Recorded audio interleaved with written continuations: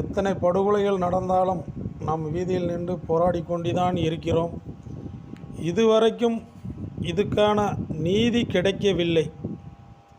நண்பர் தீபக் பாண்டியன் மரணத்துக்கும் போராடி கொண்டிருந்தோம், ஒரு நீதியும் கிடைக்கவில்லை. எண்ணற்ற சமுதாய இளைஞர்களை துடிதுடிக்க கொல்லப்பட்டார்கள், அதுக்கும் போராடினோம், நீதி கிடைக்கவில்லை. நம் தேவேந்திர குல சமுதாய மக்கள் இன்னும் திருந்தவில்லை என்றால் வருடம் சாதி படுகொலைகள் நடந்து கொண்டே தான் இருக்கும்.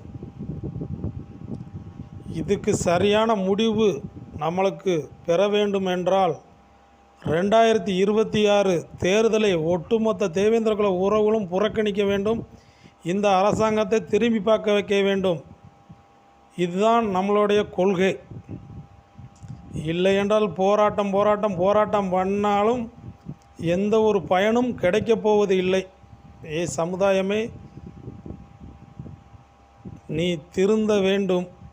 மற்றவங்களுக்கு அரசியல் அதிகாரத்தை கொடுத்துவிட்டு உனக்கான அரசியல் அதிகாரம் இல்லை இந்த நாட்டில்.